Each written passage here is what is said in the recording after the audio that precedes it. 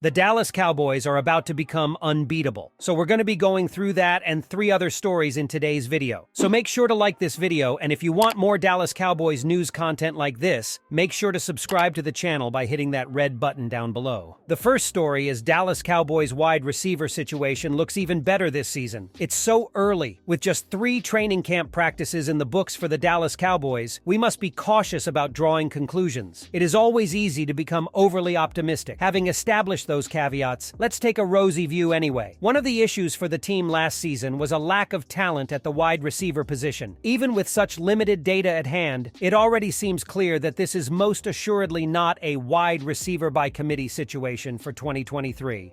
We all know that CeeDee Lamb is WR1, and he has been looking like exactly that so far. The connection between him and Dak Prescott is alive and well. He has predicted this is going to be a strong year for him. And there are some other hints that he is going to be a better player, thanks to one of the big off-season trades by the Cowboys, CB Stephon Gilmore. That is great, but we knew what the team had in Lamb. Last season, he had more than 700 yards receiving than number 2 Dalton Schultz. The goal for this year was to put more talent on the field with him, so defenses could not focus on trying to take him out of plays. A major step in that direction was the other big trade, for Brandon Cooks. His separation ability is the biggest thing he adds to the team. And early in camp, it looks like he and Gilmore are engaging in some iron sharpening iron. This is the kind of synergy that makes the value of the 2 trades bigger than the sum of the 2 parts. Now Dallas has 2 proven weapons to deploy for Prescott. Mike McCarthy must smile a lot when he's contemplating his play calls for the season. But the team will need more than a dynamic duo for the long, punishing NFL season. It is logical that they will continue to use a lot of 11 personnel, putting 3 WRs on the field for many passing situations. Last year, Michael Gallup was never completely right coming off his 2021 injury. Now, with a full offseason to recover and condition, he is looking more like what the team needs. It is not conclusive yet, but any improvement should be beneficial this year. Last season, he only produced 424 yards, so there is plenty of room for improvement. 3 good, or at least solid wide receivers is necessary, but to have that many available for the entire grueling season requires quality depth. That makes WR4 and WR5 important positions to fill. The news there is also encouraging. Second-year player Jalen Tolbert was nearly invisible in his rookie year, but he is having a strong camp so far. He could be insurance for Gallup not coming back the way we hope, but the best outcome would be for him to fill a role similar to Cedric Wilson when he was with the Cowboys, able to come in and make positive contributions in more limited snaps than the 3 starters while serving as the next man up. It would justify the 3rd-round pick the team invested to get him. And he is impressing some important people on the staff, not just with some good plays on the field. The other developments are a bit more speculative, but intriguing. Simi Fakako started things on Wednesday by letting a ball ricochet off his hands into those of rookie CB Eric Scott. But on Thursday, he had his own very good practice. His 2022 also saw negligible contributions, but he is a name to watch for the final 53. Not all players have an easy transition from college to the pros, and there is a history of wide receivers across the league blossoming in their 3rd campaign. That's where Fakako is. Given you can never have too many good WRs, we should all be hoping he continues to play well. KaVontae Turpin is another possibility in this arrangement. He missed the first 2 practices because he was having a child, but his return on Sunday brought a lot of praise for his work at wide receiver. We know that he has the skills as a punt returner, but his speed and quickness at receiver could be a real asset if he gets incorporated into the offense. Of course, no training camp would be complete without the emergence of a UDFA darling WR. And early in camp, that looks to be Jalen Cropper. The Fresno State product had plenty of people championing his chances, and he has hit the ground running in Oxnard. While the team may not be able to carry him on the 53-man roster, since KaVontae Turpin could eat up a spot as the return man, he is perfectly positioned to make the practice squad. He would be a ready reserve for the team, valuable insurance against injury. The second story is the new Dallas Cowboys signing hit with suspension ahead of NFL season. The Dallas Cowboys may have got running back Tony Pollard to sign his $10.091 million, £7.86 million, franchise tender, but they've now lost their new signing to suspension. Ronald Jones II joined the Cowboys from Super Bowl champions Kansas City Chiefs this offseason to support Pollard, who was technically the backup last season as Ezekiel Elliott was considered the starter.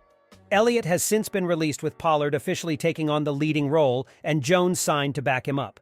But the Cowboys will be without Jones for the first 2 games of the 2023 season, as the 25-year-old has violated the NFL's PED policy. The league released a statement on Monday confirming that Jones will be ineligible to face the New York Giants and the New York Jets. RB Ronald Jones has been suspended the first 2 games of the regular season for violating the NFL policy on performance-enhancing substances, a statement from an NFL spokesperson said. Jones is eligible to participate in all preseason practices and games. He will be allowed to return to the Cowboys' active roster on Monday, September 18th, following the team's Week 2 game against the New York Jets.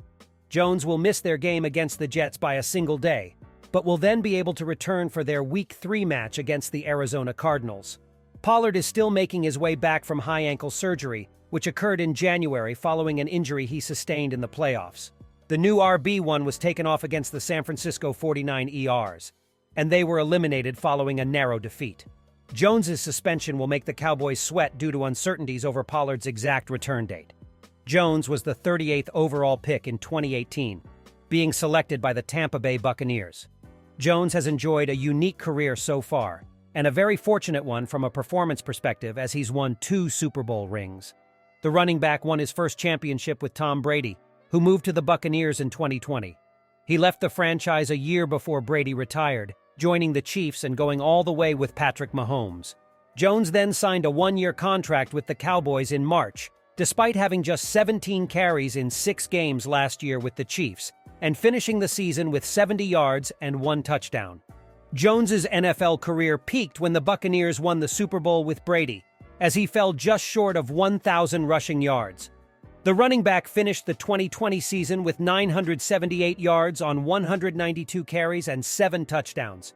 Jones also had 12 carries for 61 yards in the 31-9 Super Bowl victory over the Chiefs.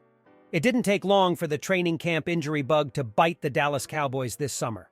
Not long after a strained calf sidelined safety Donovan Wilson, defensive end Sam Williams has been diagnosed with a shoulder strain. The second-year player was seen talking to training staff in Oxnard briefly before heading inside in the middle of Monday's practice. Not long after Williams' departure, reports began surfacing that he had suffered an injury to his shoulder. The third story is Dallas Cowboys are seeing a change in Dak Prescott at training camp. Dallas Cowboys quarterback Dak Prescott is mixing things up during training camp and they haven't gone unnoticed. Wide receiver CeeDee Lamb has noticed that Prescott is getting more aggressive during the practices and is a fan of it. He's very aggressive and he's looking for the deep ball now. And as you saw on Saturday, it's up there. So if you're not going to back up, this is a warning to everybody. If you're not going to back up, good luck, Lamb said. Prescott wants to push the ball downfield a bit more this upcoming season, though he'll have to be careful after throwing a career-high 15 interceptions last season. He's working on lowering that number as the Cowboys have Super Bowl aspirations for this season. If he's able to lower that number, plus connect on more deep balls, the Cowboys will be a hard team to beat in 2023. With the preseason opener for the Dallas Cowboys arriving next week, fans are ready to see what some of the new faces will be able to get done. However, there's also going to be a lot of focus on returning stars, with the list, of course, including Micah Parsons. The pass rusher is easily one of the most exciting young players in the game. Thankfully for Dallas supporters, Parsons has been putting on a show at training camp. Seriously, he continues to show people that he's a beast when going after a quarterback and running back. Parsons has been brilliant for the Cowboys from the moment he made his debut with the team in 2021. He's taken home All-Pro honors in back-to-back seasons. Last year for Dallas, he finished with 13.5 sacks. This came after he posted 13 sacks during his rookie campaign in 21. Parsons will surely flirt with 15 sacks this year, as he's playing with a ton of confidence right now. We can't wait to see what he's able to get done this fall. One of the stars of this year's training camp for the Dallas Cowboys is none other than former Georgia Tech Yellow Jacket Wanye Thomas. Thomas has been making plays at camp in the first few days, and that has led to praise from Cowboys head coach Mike McCarthy. Being an ace on special teams is always a key for guys on the bubble of making the roster for an NFL team, and according to McCarthy, Thomas has shined in that area. He is a physical player that seems to be getting better with NFL coaching. Playing for one of the NFL's best defensive coordinators in Dan Quinn is also a huge plus. Thomas did not play for the Cowboys during the regular season, but he made plays during the 2022 preseason and will be fighting for a roster spot on a team that hopes to contend for a Super Bowl. In January, the Cowboys signed Thomas to a future reserve contract. During Thomas's last season on the flats in 2021, he set a career high in tackles with 81 and had 1 sack and 2 forced fumbles.